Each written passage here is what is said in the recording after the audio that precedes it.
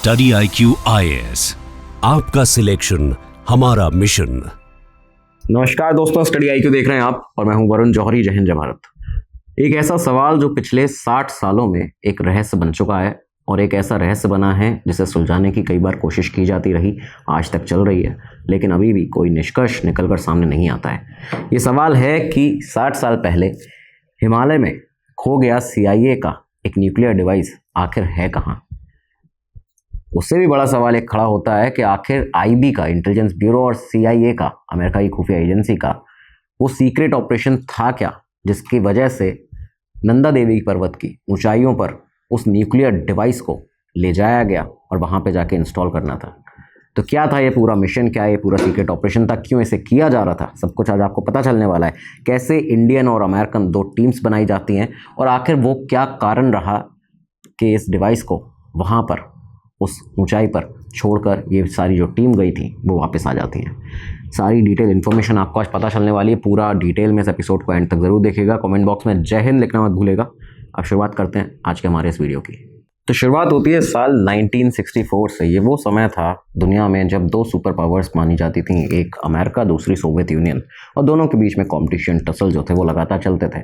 लेकिन इसी साल एक और तीसरा प्लेयर इस पूरी सुपर पावर की रेस में आने वाला था, जिसका नाम था चाइना। चाइना ने दरअसल इसी साल 16 अक्टूबर 1964 को शिंगजियान प्रोविंस में, चाइना के अंदर लोपनू डेजर्ट में अपना पहला एटॉमिक बॉम्ब टेस्ट किया। एक ऐसा एटॉमिक बॉम्ब टेस्ट था, 22 किलो टन के बराबर ये ब्लास्ट हुआ। नागासाकी बॉम्ब ब्लास्ट के बराबर इसको पावरफुल बताया जाता है। और इस ब्लास्ट के साथ ही, पहले एटॉमिक ब्लास्ट के साथ चाइना के, पूरी दुनिया जान चुकी थी कि अब चाइना जो है वो न्यूक्लियर पावर बन गया है। जब ये खबर पूरी दुनिया भर में फैली तो अमेरिका, एक तरफ था अमेरिका, दूसरी तरफ था भारत। अमेरिका जो था वो बहुत चिंता में आ गया। उसके लिए चिंता का विषय था। क्यों? क्योंकि अमेरिका के पास सैटेलाइट, जो एक सर्विलांस पावर थी, जो सैटेलाइट कम्युनिकेशन थी, टेक्नोलॉजी थी, वो इतनी ज़्यादा पावरफुल उस समय पर थी नहीं।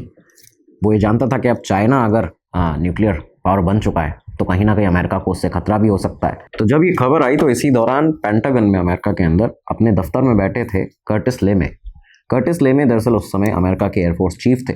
उनके लिए बहुत ही अनएक्सपेक्टेड था जो भी हुआ था। अचानक से चाइना ने अपना एटॉमिक जो बॉम्ब था वो ब्लास्ट किया, उसको टेस्ट किया था।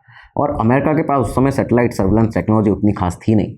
उन्हें सिर्फ इस पूरे टेस्ट के बारे में चाइना के ये पता था, उसकी सिस्मिक रीडिंग्स क्या थी, इसके अलावा कोई और जानकारी नहीं थी। तो उन्हें कोई भी कॉन्क्रीट इन्फॉर्मेशन ना होने की वजह से बहुत ही ज़्यादा एक नर्वसनेस जो थी वो लगातार बनी हुई थी। चिंता का विषय उन लोगों के लिए था। दूसरी तरफ था भारत। भारत पिछले, अगर देखा जाए, इस समय 2 साल पहले ही 1962 में चाइना के साथ एक जंग जो हुई थी उसमें भारत को हार का सामना करना पड़ा था। तो कहीं ना कहीं भारत के लिए भी ये जो एटॉमिक टेस्ट था चाइना का, वो चिंता का विषय था। तो यहाँ से कुछ महीने निकले, कुछ समय निकला। इसके बाद वॉशिंगटन DC में, अमेरिका के अंदर, एक कॉकटेल पार्टी चल रही थी। इस कॉकटेल पार्टी में अमेरिका के कई सारे बड़े बड़े जो ब्यूरोक्रेट्स थे, एयरफोर्स चीफ, आर्मी चीफ, ये सभी लोग मौजूद थे। कई बड़े जो अवॉर्डीज़ थे उनको भी बुलाया गया था। तो इस कॉकटेल पार्टी में जो अमेरिका के एयरफोर्स चीफ थे लेमे, उनकी मुलाकात होती है एक बहुत ही फेमस माउंटेनियर US के और नेशनल ज्योग्राफिक के फोटोग्राफर जिनका नाम था बैरी बिशप। बैरी बिशप के साथ मुलाकात हुई। इस बातचीत में बैरी बिशप ने ये कहा लेमे से कि जब उन्होंने अभी हाल ही में एवरेस्ट का समिट किया था तो उस समय पर वो पूरे चाइना का व्यू देख सकते थे। एक तरह से जो चाइना की, जहाँ पे अभी ये न्यूक्लियर टेस्ट हुआ है, शिंगजियांग जो प्रोविंस है, वो पूरा वहाँ से दिखाई देता है, बहुत ही क्लियर व्यू मिलता है। जैसे ही ये बात अमेरिका के एयरफोर्स चीफ लेमे ने सुनी तो उनके दिमाग में एक बहुत ही कमाल का आइडिया आया। अब ये आइडिया इस तरह का था कि अगर हिमालय के ऊपर न्यूक्लियर पावर्ड सर्विलांस डिवाइसेस जो हैं वो अगर इन चोटियों पर लगा दिए जाएँ हिमालय की, तो चाइना के हर एक रेडियो कम्युनिकेशन को सुना जा सकता है, हर एक मिलिट्री सिग्नल को कैच किया जा सकता है, और जो भी मिसाइल टेस्ट चाइना आगे करेगा उसका जो भी डेटा है उसको भी हम कलेक्ट कर सकते हैं। लेकिन अब आइडिया तो आया, पर सबसे बड़ी चुनौती थी अमेरिका के पास में, उनके सामने, कि पहली चीज़ तो सैटेलाइट सर्विलेंस जो था उनका, उतना टेक्नोलॉजी अच्छी नहीं थी उसकी। दूसरी चीज़, चाइना में CIA का कोई भी स्पाई नेटवर्क नहीं था उतना ज़्यादा स्ट्रॉन्ग जो ये सारी चीज़ें कर ले। तो यहाँ से ये जो आइडिया आया, कुछ समय के लिए ड्रॉप किया जाता है, इस पर चर्चाएँ होती हैं अपने ऑफिसर्स के साथ में। लेमे ने चर्चा की, लेकिन कुछ दिन के बाद में एक और रास्ता उन्हें मिलता है। ये रास्ता कुछ इस तरह से मिला था उनको, जो एक आइडिया आया इससे, कि अगर दुनिया के सबसे ब्रेव और एक्सपीरियंस जो पर्वतारोही हैं, जो माउंटेनियर्स हैं, उनको हायर किया जाए बड़ा अमाउंट देने के बाद और उनके साथ में रेडियो एक्टिव जनरेटर्स को लोड कर दिया जाए, ये लोग ऊपर हिमालय की उन ऊंचाइयों तक इन रेडियो एक्टिव जनरेटर्स को ले जाएं और वहाँ पे इंस्टॉल कर दें, तो हम ये जो पूरा प्रोसेस है चाइना के ऊपर सर्विलांस करने का, कि आगे वो क्या क्या प्रोसेस कर रहा है अपना इस न्यूक्लियर पावर बनने के बाद में, तो ये सारी जो डेटा है वो हम यहाँ से स्पाइंग कर सकते हैं एक तरह से हिमालय के ऊपर से चाइना के ऊपर लगातार। जब ये सारी चीज़ें हुई तो अब हिमालय का जिक्र आया, तो अमेरिकन ऑफिसर्स ने CIA के जो बड़े बड़े लीडर्स थे, ऑफिसर थे, उन्होंने अब भारत की IB के अधिकारियों से बात करनी शुरू की। बात जब की गई तो एक फाइनल कंक्लूजन निकला कि ठीक है, एक इस तरह का जॉइंट ऑपरेशन हम कर सकते हैं। अब ये वो समय था कि अब टीम डिसाइड भी करनी थी। टीम किस तरह से डिसाइड हुई आप ये समझिए। इसी दौरान दरअसल ये जो समय था, क्योंकि 1965 आ चुका था, मई 1965 में ही माउंट एवरेस्ट समिट को कंप्लीट किया था एक भारतीय ने, और वहाँ पे भारतीय झंडा फहराया था। नाम था कैप्टन मनमोहन सिंह कोहली। मनमोहन सिंह कोहली एक हिमालयन ऑफिसर थे, बहुत ही एक्सपीरियंस थे, उनकी गट्स, उनकी लीडरशिप बहुत ही शानदार थी, पूरी तरह से परफेक्ट थे इस तरह के किसी भी मिशन के लिए।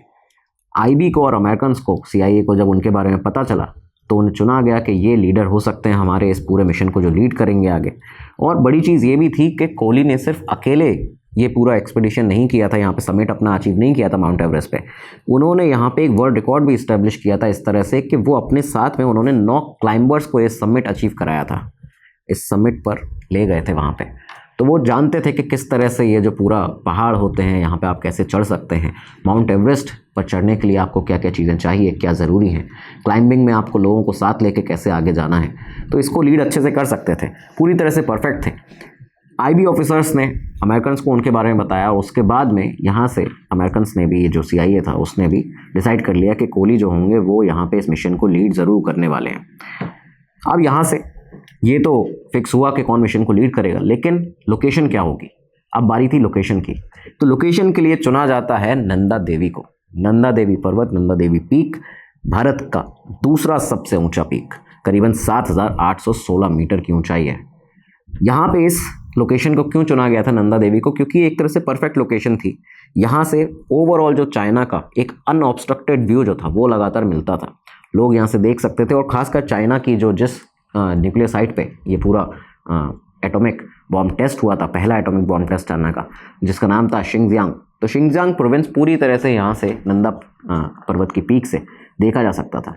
तो लोकेशन यहाँ पे ये डिसाइड की जाती है। अब ये जो साइट थी, दरअसल इसके बारे में भी आपको बताया जाए, ऋषिगंगा रिवर जो है वो यहाँ से फ्लो होती है नंदा देवी पर्वत से। यहाँ से निकलने के बाद में नीचे होते हुए, ट्रांसमिट होते हुए जो गंगा रिवर सिस्टम है, इसमें जाके आगे संलिप्त होती है, समाती है। तो ये इस तरह का ये पूरा लोकेशन इसको सिलेक्ट कर लिया जाता है। CIA ने अब अपनी पूरी की पूरी टीम असेंबल करनी शुरू की। 2 तरह की टीम इसके लिए रखी गई थी इस मिशन के लिए, एक थी अमेरिकन टीम, एक थी इंडियन टीम। अमेरिकन टीम में सबसे पहले 2 जो बहुत अहम लोग थे वो थे टॉम फ्रॉस्ट वो जो कि अमेरिका के, US के एक बहुत ही बड़े एक्सपीरियंस्ड और लेजेंडरी रॉक क्लाइंबर माने जाने वाले व्यक्ति। तो टॉम फ्रॉस्ट को यहाँ से सिलेक्ट किया गया। और दूसरे बहुत ही महत्वपूर्ण व्यक्ति थे जिम मैक्राथी, CIA के बहुत ही खास, CIA को उन पर काफ़ी ज़्यादा भरोसा था, एक बहुत ही एविड माउंटेनियर थे, बहुत ही शानदार उनका पहले का एक्सपीरियंस रहा था। और इसके अलावा भी 2 और लोग थे जो कि CIA की टीम में रखे गए। दूसरी तरफ जो भारतीय टीम थी उसको लीड कर रहे थे कैप्टन मनमोहन सिंह कोहली, MS कोहली, जो कि मिशन को लीड करने वाले थे। उनके साथ में थे सोनम ग्यात्सो, हरीश रावत और सोनम वांग्याल। ये सभी वो लोग थे जो कि 1965 में जो रिसेंट में एक्सपीडिशन किया था MS कोहली के साथ में, जो लोग और जो 9 क्लाइंबर्स गए थे एवरेस्ट पर, तो उन्हीं में से इन लोगों को भी छांटा गया था, उनको सिलेक्ट किया गया था। हाईली एक्सपीरियंस थे, हाई एल्टीट्यूड में पोर्ट करने के लिए, किसी भी सामान को ले जाने के लिए। CIA ने इन सभी को $1,000 प्रति माह देने का वादा किया था, और ये रकम अगर आप देखें तो 1965 के अकॉर्डिंग बहुत बड़ी है। अच्छा, इसमें एक और इंटरेस्टिंग चीज़ ये थी कि अमेरिकन जो टीम थी उसकी एक ट्रेनिंग कराई गई, एक प्रॉपर ट्रेनिंग के किस तरह से वो उस न्यूक्लियर डिवाइस को, उसके रेडिएशंस को मैनेज करेंगे, कैसे वहाँ पे ले जाएंगे। इसके लिए साउथ कैरोलिना के एक सीक्रेट मिलिट्री बेस में पूरी जो अमेरिकन टीम थी उसकी ट्रेनिंग कराई जाती है। लेकिन वहाँ पे असल में चल क्या रहा था, देखिए, ट्रेनिंग दरअसल ये थी न्यूक्लियर टेक्नोलॉजी को समझने की, रेडिएशंस को कैसे हैंडल करना है, खासकर एशियन मेंटालिटी को समझने की, उनके कल्चर को समझने की। तो इन पर उनको लेसन यहाँ पे दिए जाते थे। लेकिन बाद में जितने भी लोग यहाँ से जो इस पूरी टीम में थे अमेरिका की, बाद में जो उन्होंने अपने इंटरव्यूज़ दिए हैं, जब ये सब खुलासे हुए, तो उनका ये कहना था कि वहाँ पे उस ट्रेनिंग में कोई भी उस ट्रेनिंग को सीरियसली किसी ने भी नहीं लिया, किसी भी अमेरिकन ने। वहाँ पे सिर्फ वॉलीबॉल खेला जाता था, स्विमिंग की जाती थी और हैवी ड्रिंकिंग में वो पूरी की पूरी ट्रेनिंग गुजरी है। तो कोई भी अमेरिकन उतना खास था नहीं उस माउंटेन पे, माउंट एवरेस्ट पे, नंदा देवी पीक पे चढ़ने के लिए। तो अब टीम बन चुकी थी, लोकेशन डिसाइड हो चुकी थी और टीम की ट्रेनिंग भी हो गई थी। अब बारी आती है कि आखिर ये पूरी टीम नंदा देवी पर्वत पर ले जाने क्या वाली थी। तो वो था एक न्यूक्लियर डिवाइस जिसका नाम था स्नैप 19C। स्नैप 19C के बारे में आपको बताया जाए, एक radio isotope thermo electric generator RTG, ऐसा RTG जिसका वज़न था 57 किलोग्राम, 57 kg उसका वज़न था। और उस वज़न के अंदर 7 प्लूटोनियम के कैप्सूल्स थे। उनका वज़न 5 kg था। 5 kg आप समझिए इस तरह से कि नागासाकी बॉम्ब में जो ब्लास्ट हुआ था नागासाकी में, उसमें जो प्लूटोनियम यूज़ हुआ था उससे सिर्फ 1 किलोग्राम कम, यानी कि वहाँ पे 6 kg हुआ था plutonium use Nagasaki bomb blast में, और यहाँ पे 5 kg भेजा जा रहा था। इसके साथ में यहाँ पे 8 से 10 फीट के लंबे एंटीनास थे लॉन्ग डिस्टेंस ट्रांसमिशन के लिए। 2 जो ट्रांस रिसीवर होते हैं यूनिट्स, वो इनके साथ में थे, और सेंसिटिव सर्वेलेंस इक्विपमेंट्स दिए गए थे, जिससे कि लगातार जब ये इंस्टॉल करेंगे इस डिवाइस को तो वो सर्वेलेंस कर सके बहुत ही लंबी दूरी तक चाइना के अंदर। ये काम कैसे करता था? प्लूटोनियम के ज़रिए जो रेडियो एक्टिव डिके होता था उससे इंटेंस हीट जनरेट होती थी, बहुत ही गर्म हो जाता था ये डिवाइस, और लगातार गर्म रहता था क्योंकि प्लूटोनियम कैप्सूल्स लगातार साथ में ले जाने थे इन पर्वतारोहियों को अपने साथ में, तो गर्म हो जाता था। और ये जो हीट होती थी उससे थर्मोकपल्स के थ्रू इलेक्ट्रिकल एनर्जी जनरेट होती थी जो कि पावर प्रोवाइड करती थी। वो इलेक्ट्रिकल एनर्जी में कन्वर्ट होती थी, उससे पावर प्रोवाइड करती थी ये पूरे उस डिवाइस को। कितनी पावर प्रोवाइड कर सकती थी कि सालों तक गुजर जाएं फिर भी ये डिवाइस एक्टिव रहेगा बिना किसी रिचार्ज के, सिर्फ उस इलेक्ट्रिकल एनर्जी से जो लगातार उन थर्मोकपल्स के थ्रू कन्वर्ट हो रही है। तो वहाँ से ये कई सालों तक बिना किसी रिचार्ज के एक्टिव रह सकता था। तो ये पूरा डिवाइस था, इसको असेंबल करके वहाँ पे इंस्टॉल करना था। ये जो पूरा न्यूक्लियर डिवाइस था स्नैप 19C, इस डिवाइस की जिम्मेदारी CIA ने दी थी अपने एक बहुत ही ट्रस्टेड शख्स जिम मैकराथी को।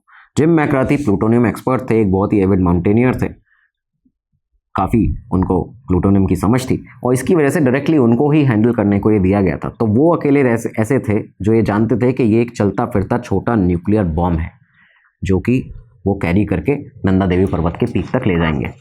तो सारी चीज़ें हो चुकी थी, डिवाइस के बारे में भी हमने आपको बता दिया। ये समय आ चुका था अक्टूबर 1965 का। अब फाइनली ये जो पूरी टीम थी ये भारत आती है, और इसके बाद नंदा देवी पर्वत के उस बेस कैंप पर जहाँ से लोग शुरुआत करने वाले थे वहाँ इकट्ठा हो जाती है। तो अक्टूबर 1965 के पहले हफ्ते में जब अमेरिकन और इंडियन टीम यहाँ पे पहुँच चुकी थी और उसके बाद चढ़ाई अपनी शुरू करती है, तो इनके साथ में कई सारे हैवी कंटेनर्स थे। जो बाकी पोर्टर्स थे वो उन हैवी कंटेनर्स को कैरी करते थे, अपने साथ में ले जाते थे ऊपर, बिना ये जाने कि उनके अंदर प्लूटोनियम है। आप ये सोचिए कि किसी को भी नहीं पता था इस पूरी टीम में कि वो क्या कैरी करके ले जा रहे हैं, क्या उनके साथ में जा रहा है ऊपर। प्लूटोनियम उनके अंदर है, उनको नहीं पता था। इनफैक्ट ये बताया जाता है कि जब वो कंटेनर्स इतनी भारी सर्दी में, इतनी भीषण सर्दी में जब लगातार वार्मनेस देते थे इन लोगों को, क्योंकि वो गर्माहट अपने आसपास फैलाते रहते थे, तो इस सर्दी में जब वो इनको वार्मनेस देते थे तो कई सारे ऐसे पोर्टर्स थे जो कहते थे कि ये तो गुरु रिनपोचे का नाम दे दिया था उन्होंने उन्हें, एक बहुत ही बड़े गुरु, तो उनका नाम देते थे कि आखिर इतनी बड़ी भीषण सर्दी के अंदर भी हमें गर्माहट दे रहे हैं, हमें आगे बढ़ने की एक सहूलियत दे रहे हैं। तो इस वजह से उनका ये नाम, उन कंटेनर्स का इस तरह से गुरु रिनपोचे नाम रख दिया था इन सारे पोर्टर्स ने। ये हीट लगातार जनरेट होती थी। चौंकाने की बात यह है कि जो कैप्टन MS कोहली थे, जो मिशन को लीड कर रहे थे भारत की तरफ से, उन तक को ये नहीं बताया गया था कि आखिर इन कंटेनर्स में क्या है और क्या उनसे ले जाया जा रहा है ऊपर। उनके मेमोयर में उन्होंने स्पाइस इन द हिमालय के अंदर जब लिखा है उसको, तो वहाँ पे वो साफ तौर पर ये बताते हैं कि I was told we had to carry something to the summit of the mountain alongside the Americans, कि हमें अमेरिकन्स के साथ में कुछ ऐसी चीज़ थी, कुछ था जो कि ऊपर तक ले जाना था और माउंटेन को क्लाइंब करना था उसके साथ में। किसी को भी नहीं बताया गया कि कितना डेंजरस है वो चीज़ जिसको ये क्लाइंब ऊपर कर रहे हैं, ले जा रहे हैं साथ में। कोहली को भी नहीं पता था। इनफैक्ट कुछ अमेरिकन्स भी ऐसे थे क्लाइंबर्स जिनको भी कंप्लीट डिटेल नहीं दी गई थी, लेकिन जिम मैकराथी अकेला ऐसा शख्स था जिसको ये बात पता थी। उसके CIA के जो हैंडलर्स थे उनको ये पता था कि ये लोग क्या ले जा रहे हैं ऊपर। रूट रखा गया था ऋषि गंगा की तरफ से। ऋषि गंगा पास से होते हुए, जिसको स्टेयरवे ऑफ हेवन कहा जाता है, जो लोकल लोग हैं उनकी भाषा में स्वर्ग का द्वार कहा जाता है, तो यहाँ से होते हुए ये लोग आगे जाने वाले थे। अब ये रास्ता इतना ज़्यादा खतरनाक था, इतना खौफनाक था कि एक तरफ पूरी कटीली जो खाई है वो नीचे थी, एक तरफ इनके ऊपर इस तरह के पहाड़ थे जो कभी भी गिर सकते थे, वहाँ से पत्थर भी गिर सकते थे, बर्फ़ गिर सकती थी, एवलांच हो सकता था, हिमस्खलन। तो ये सारी चीज़ें लगातार इनके साथ में थी। और ये बताया जाता है कि एक गलत स्टेप अगर होता किसी भी क्लाइंबर का तो 5 से 6 हज़ार फीट नीचे वो खाई में गिर जाता। इस तरह से टीम लगातार ऐसी विकट परिस्थितियों में आगे बढ़ना शुरू करती है। अक्टूबर 1965 में ही सेकेंड और थर्ड वीक की बात बताई जाती है, जब ये लोग धीरे धीरे करके camp first, camp second, camp third तक पहुंच चुके थे। और फाइनली अक्टूबर 65 के एंड में जो लास्ट आखिरी हफ्ता था, फाइनल उसमें ये कैंप 4 पे पहुंच जाते हैं। अब ये जो कैंप 4 था इसकी ऊंचाई थी 23,750 फीट। ये इतनी ऊंचाई तक पहुंच गए थे। नंदा देवी समिट यहाँ से महज 300 मीटर की दूरी पर रह गया था। यहाँ पे इनको जाना था, वहाँ पे जाके सिर्फ 15 मिनट की और जो रास्ता था वो बचा था, तो 15 मिनट का रास्ता कंप्लीट करके वहाँ पे इंस्टॉल कर देते उस न्यूक्लियर डिवाइस को। लेकिन सडनली जो वेदर था वो कुछ इस तरह का हुआ कि बताया जाता है कि एक बहुत ही बड़ा तूफान, बर्फ़ का एक बहुत बड़ा तूफान, तेज़ हवा के साथ में अचानक से बहुत तेज़ स्नोफॉल होने लगा, बर्फ़ का एक तूफान आ गया और उसकी स्पीड बताई जाती है 100 किलोमीटर प्रति घंटा। 100 किलोमीटर प्रति घंटे की रफ्तार से ये जो तूफ़ान आया बर्फ़ का, उसमें विजिबिलिटी बिल्कुल ज़ीरो हो चुकी थी। टेम्परेचर -40 पहुंच गया था। और ये मोमेंट इस तरह का था कि जो भी क्लाइंबर्स थे वो एक दूसरे को देख भी नहीं पा रहे थे। किसी भी समय अगर उनका पैर फिसलता, वो डिसबैलेंस होते तो वो नीचे 5 से 6 हज़ार फीट की जो खाई थी उसमें जाके गिर सकते थे। यहाँ पे कैप्टन कोहली के सामने एक बहुत बड़ा टास्क ये बन गया कि एक तरफ सामने देख रहे हैं कि कुछ ही दूरी पर, 300 मीटर की दूरी पर उनको जो टास्क मिला हुआ है कि यहाँ पे ये सारा सामान ले जाके रखना है, देना है वहाँ पे जो अमेरिकन हैं उनको। एक तरफ वो टास्क है और दूसरी तरफ उनके जो साथ के पर्वतारोही हैं उनकी जान को खतरा बहुत ज़्यादा है, क्योंकि वो ये कहते हैं कि इम्पॉसिबल था एक तरह से ये कि अगर हम फोर्स करते अपने क्लाइंबर्स को तो वो पूरी तरह से बात सही थी कि कहीं ना कहीं वो अपनी जान खो देते। तो इसकी वजह से एक बहुत बड़ा हमारे सामने सवाल खड़ा हुआ कि आखिर आगे क्या किया जाए। यहाँ पे उन्होंने अपना एक बहुत ही बड़ा डिसीजन लिया। कैप्टन MS कोहली ने ये डिसीजन लिया कि ये जो इक्विपमेंट हैं, जितने भी सबके पास में, पोर्टर्स के पास में जो सामान है, हैवी लोड है, वो जो भी उसमें लोडेड ले जा रहे हैं, जो वेट है, उन सबको यहीं पे छोड़ दिया जाए। एक टेंट बना के, एंकर लगा के वहाँ पे छोड़ दिया जाए। उसके बाद में वापस जब ये मौसम ठीक होगा हम एक बार फिर से एक्सपीडिशन करेंगे, एक बार फिर से ऊपर आएंगे और तब इस सामान को यहाँ से वापस ले जाएंगे। तो उन्होंने आदेश दिया यहाँ पे कि secure the equipment and leave it behind. जब हम एक रिकवरी मिशन करेंगे तब इसको यहाँ से ले जाएंगे। स्नैप 19C डिवाइस, उसके एंटीनाज, सारे सेंसिटिव इक्विपमेंट्स एक तरह से एक आइस लेज के ऊपर साइड में एक टेंट बना के वहाँ पे रख दिए जाते हैं उस तूफान के बीच में। वहाँ पे उनको इस तरह से रखा गया था, एक छोटी सी केव बनाते हुए, जिससे कि वो कहीं हिले ना। अगर कहीं जाएगा भी तो आसपास ज़्यादा उसको कुछ नुकसान नहीं होगा। इस तरह से इन्होंने यहाँ पे रखा था। लेकिन जब ये चीज़ें करना शुरू करते हैं तो जिम मैक्रथी, क्योंकि वो अकेला शख्स था जो जानता था कि आखिर इसके अंदर है क्या। ये जो कंटेनर्स हैं जिनको आप यहाँ पे रख रहे हैं उनके अंदर प्लूटोनियम है भारी मात्रा में, एक तरह से एक पूरा स्मॉल नागासाकी एक न्यूक्लियर डिवाइस है। तो उसने ये देखते हुए अचानक से चिल्लाना शुरू किया। कैप्टन MS कोहली के ऊपर भी वो चिल्लाया और ये कहा उसने कि आखिर आप ये कर क्या रहे हैं, आप ऐसा नहीं कर सकते हैं और ये गलत है। तो वो एक तरह से ठीक यहाँ पे कैप्टन कोहली को रोक रहा था, क्योंकि वो जानता था कि अगर ये इस वेदर में अगर ये कंटेनर्स फट जाते हैं या कट जाते हैं तो इसमें से जो चीज़ निकलेगी वो बहुत ही गलत तबाही ला सकती है। ऐसी सारी चीज़ें यहाँ पे हो सकती हैं। लेकिन फिर भी इन डिवाइसेस को, इन न्यूक्लियर कंटेनर्स को यहाँ पे छोड़ के पूरी टीम नीचे आना शुरू कर देती है। अब ये दोनों टीम्स नीचे आ चुकी थी। दोनों ने अपनी अपनी सरकारों को बताया, अपने ऑफिसर्स को बताया। अमेरिकन ने जब अपने गवर्नमेंट को बताया तो वहाँ से बहुत ज़्यादा तनाव का माहौल हुआ। भारत में जब पता चला सरकार को, उनके बीच में टेंशन का माहौल हुआ। दोनों में बातचीत हुई। उसके बाद एक रिकवरी मिशन जो था, 7 महीने करीबन यहाँ से निकलते हैं। मौसम को ठीक, मौसम है ऊपर के नहीं, ये सब देखा जाता है। और इस रेकी के बाद में एक रिकवरी मिशन फाइनली करने के लिए डिसीजन ले लिया जाता है। ये डिसीजन लिया गया था मई 1966 में कि एक ऐसा रिकवरी मिशन करेंगे, जब जाएंगे ऊपर ये सारी टीम, जितने लोग पहले गए थे ये सभी वापस ऊपर जाएंगे और वहाँ से उस पूरे न्यूक्लियर डिवाइस को, स्नैप 19C को वापस नीचे लेकर आएंगे। होता इसी तरह का है। ये पूरी टीम ऊपर जाती है। कैंप 4 जहाँ पे ये जब थे तब एक तूफ़ान आया था, वहाँ तक पहुँच जाते हैं। लेकिन जैसे ही वहाँ पे पहुँचे तो वहाँ पे बर्फ़ की एक बहुत बड़ी चादर और एक बर्फ़ की एक बहुत बड़ी चट्टान के अलावा और कुछ नहीं था। कैंप 4 जो था, जो उस समय पर दिखता भी था, उसका आज नामो निशान नहीं मिल रहा था 7 महीने के बाद में। स्टडीज़ में जब देखा गया, वेदर सिचुएशन जब देखी गई, तो पता चला कि सर्दियों में 1965 और 66 के बीच में, यानी कि इन लोगों ने अक्टूबर 65 में मिशन किया था, इसके बाद दिसंबर आया, जनवरी आई, फेब आया, अब ये मई 1966 में यहाँ पे आए थे दोबारा से। इस बीच में एक बहुत ही बड़ा एवलांच आया और उसमें सब कुछ तबाह हो चुका था। स्नैप 16 जो 19C था वो कहाँ गया, किसी को इसके बारे में पता नहीं चला। हर जगह ढूंढा लेकिन सब कुछ ही उसके सबूत मिले, जिनमें सबूत के तौर पर सिर्फ ये था कि कुछ वायर्स थे जो वहाँ पे पड़े हुए थे, जो ये छोड़ के गए थे, ट्रांसमीटर्स, वायर्स, यही सब चीज़ें वहाँ पे छोड़ी थी। प्लूटोनियम कैप्सूल्स जो थे वो पूरी तरह से गायब थे, कहाँ गए किसी को कुछ ट्रेसेस नहीं मिले उसके। वायर थे, उनको समेटा, वापस नीचे आते हैं। और इसके बाद में बताते हैं कि 66 से लेकर 68 तक CIA ने खुद से करीबन 8 सेपरेट फील्ड मिशंस किए हैं स्नैप 19C को ढूंढने के लिए, क्योंकि उन्हीं का न्यूक्लियर डिवाइस था। उसको ढूंढने के लिए फील्ड ऑपरेशंस किए, माउंट किया नंदा देवी पीक पर, आसपास के इलाकों में, माउंटेन्स पर, लेकिन रिकवरी टीम्स जो गई हमेशा खाली हाथ वापस लौटी। ट्रेंड माउंटेनियर्स थे सारे, ये सब भी थे, जो टॉम फ्रॉस्ट था, रॉबर्ट स्केलर था, ये सब लोग को ही भेजा था, लेकिन फिर भी इनसे भी कुछ भी कहीं भी इनको एक सुराग नहीं मिला, सभी हमेशा खाली हाथ वापस लौटे। और इसके बाद स्नैप 19C का कभी कुछ पता नहीं चला, एक रहस्य की तरह वो गायब हो चुका था यहाँ पे।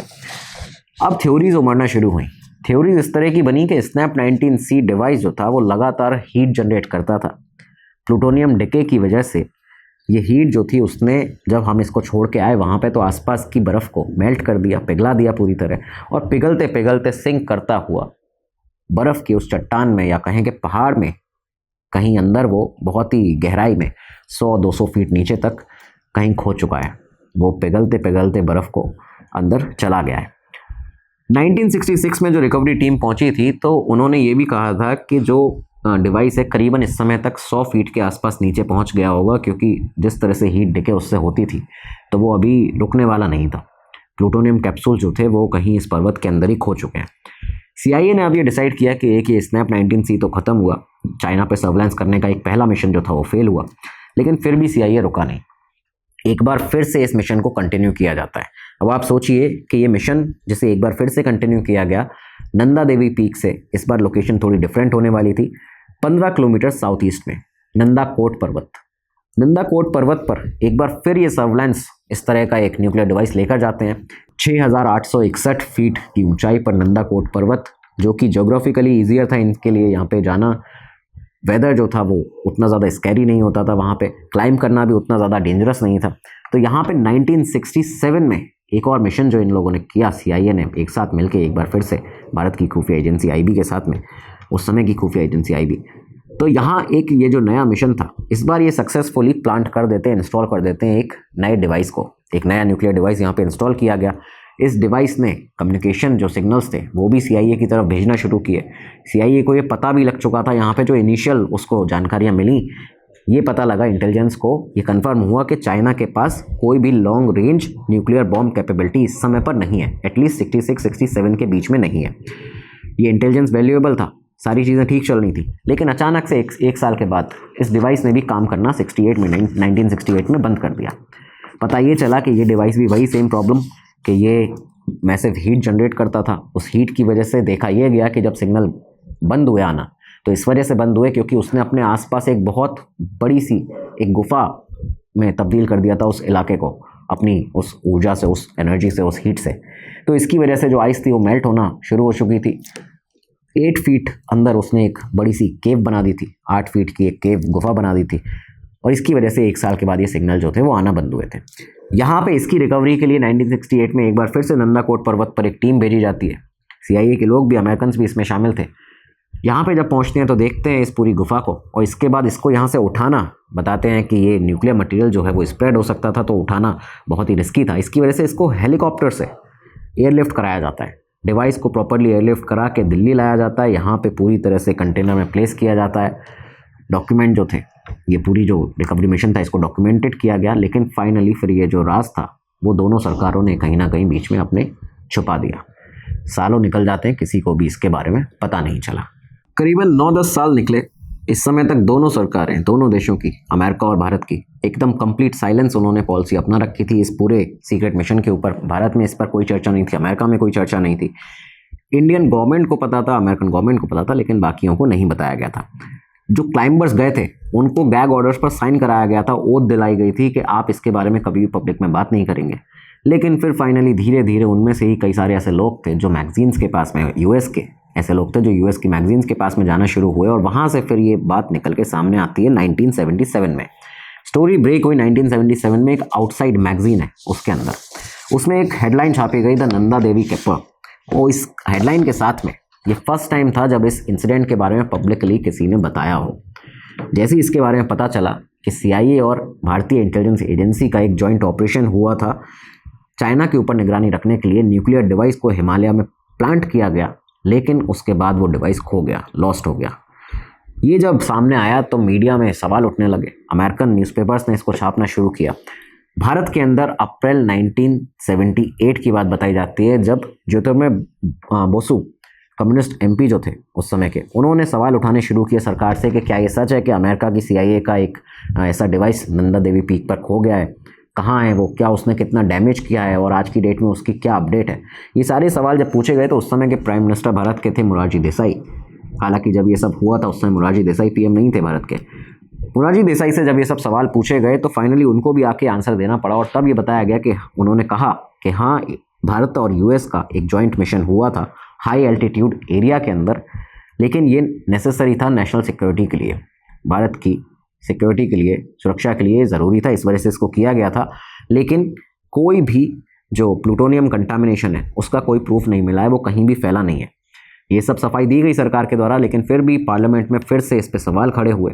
ये कहा गया कि क्या जो माँ गंगा का जल है उस जल के अंदर कहीं ना कहीं उसमें रेडिएशन चेक किए गए प्लूटोनियम के, इस न्यूक्लियर डिवाइस के, कहीं उसको तो इसने दूषित नहीं किया है। ये भी कहा गया कि ये डिवाइस आखिर है कहाँ, इसको पता तो किया जाए, क्योंकि ये घातक हो सकता है, खतरनाक हो सकता है, कितने ही पहाड़ों को पिघला देगा। ये सारी चीज़ें जब कही गई तो देसाई ने एक बार फिर से आके, पीएम देसाई ने कहा कि हम एक साइंटिफिक कमीशन बनाएंगे। एक साइंटिफिक कमीशन बनाई गई 1978 में ही। 6 बहुत बड़े साइंटिस्ट थे, उनको इस कमीशन में रखा गया, और उसके बाद इस कमीशन ने जो वाटर सैंपल्स थे उनको कलेक्ट किया ऋषि गंगा से, अलकनंदा से। इसके अलावा नंदा देवी पर्वत के आसपास की सॉइल टेस्टिंग भी की गई, और फाइनली जो रिपोर्ट सामने आई इन साइंटिस्ट के द्वारा, इस कमीशन के द्वारा, तो उसमें कहा गया कि कोई भी सिग्निफिकेंट रेडिएशन जो है, कंटामिनेशन उसका नहीं मिला है किसी भी गंगा रिवर सिस्टम में, किसी भी नदी के अंदर।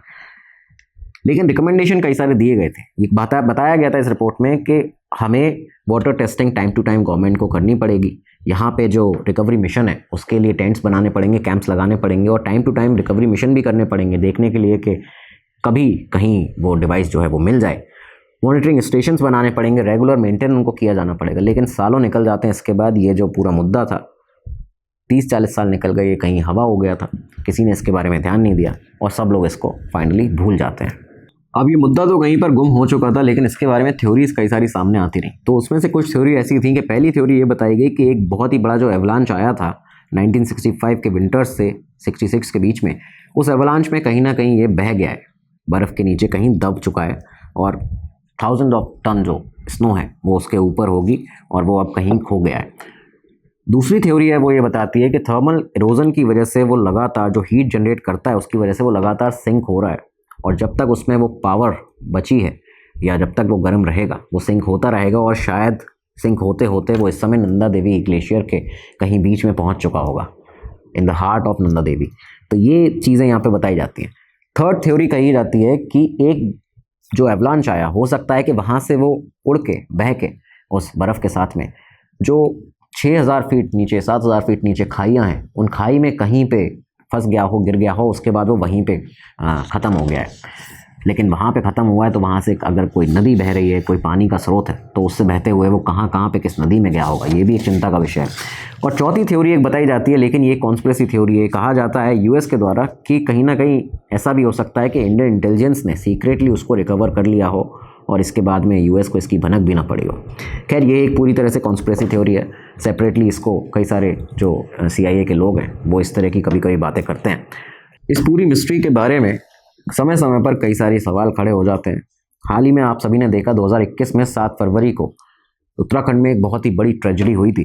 चमोली डिज़ास्टर के नाम से आप उसको जानते होंगे। ग्लेशियर सडनली कोलैप्स हो गए, ऋषि गंगा रिवर में गिरे थे जाके, और इसके बाद में जो तबाही आई थी उससे आप सभी वाकिफ़ हैं। इसके ऑफिशियल रीज़न बताए ये गए थे कि ये क्लाइमेट चेंज की वजह से ग्लेशियर जो है वो इंस्टेबिलिटी आई है, ग्लेशियर्स में आइस जो है वो सडन मेल्ट हुई और जो रॉक थी, जो चट्टान थी बर्फ़ की, वो पूरी तरह से गिर गई ऋषिगंगा रिवर के अंदर। लेकिन रैनी गांव के लोग, जो वहीं आसपास के रहने वाले लोग हैं, उनका कहना इस पर कुछ अलग था। उनके बयान ये सामने आए थे मीडिया के सामने। उन्होंने ये कहा था कि कैसे एक ग्लेशियर अचानक से बर्फ़ में टूट सकता है। बर्फ़ के महीनों में जब तेज़ बर्फ़ पड़ती है उस समय एक ग्लेशियर अचानक से कैसे टूट सकता है, जब तक उसको कोई गर्माहट नहीं मिल रही, जब तक उसको किसी इस तरह की चीज़ उसके साथ में नहीं हो रही है, किसी तरह का रेडिएशन वहाँ पे नहीं है, तो वो कैसे टूट गया। तो गवर्नमेंट को इसके बारे में सोचना चाहिए और इन्वेस्टिगेट करना चाहिए, क्योंकि एक डिवाइस भी यहाँ पे खोया था। ये सारी चीज़ें वो लोग जानते हैं। 13 दिसंबर 2025 को, अब आज हम ये बात क्यों कर रहे हैं, क्योंकि 13 दिसंबर 2025 को न्यूयॉर्क टाइम्स ने एक डिटेल्ड इन्वेस्टिगेशन रिपोर्ट पब्लिश की, जिसमें उन्होंने साफ तौर पर एक आर्टिकल, और उसमें बताया गया कि how did the CIA lose a nuclear device in the Himalayas. कैसे CIA ने एक न्यूक्लियर डिवाइस हिमालयाज़ में खो दिया, क्या वो पूरा ऑपरेशन था। 60 साल के बाद एक बार फिर ये मुद्दा उठाए, लोग इस पर डिबेट कर रहे हैं, डिस्कशंस कर रहे हैं।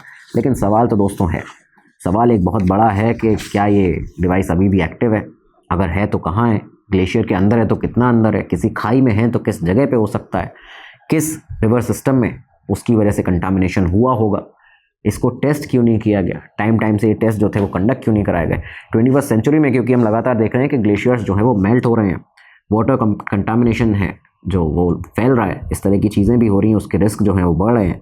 तो क्या ये डिवाइस अभी भी कहीं इन डेप्थ किसी ग्लेशियर के अंदर अभी भी हीट जनरेट कर रहा है, अभी भी आइस को मेल्ट कर रहा है, कहाँ पे ये हो सकता है, इसको कब पता इसका लगाया जाएगा। आपकी जो भी राय है वो इस पूरे वीडियो पे, एपिसोड पे, इस पूरे केस के बारे में वो ज़रूर बताइएगा। कमेंट बॉक्स में जय हिंद लिखना मत भूलिएगा। अब आगे मिलेंगे आपसे अगले एपिसोड में, तब तक ली दीजिए। नमस्कार, धन्यवाद, जय हिंद, जय भारत। स्टडी IQ IAS, आपका सिलेक्शन हमारा मिशन।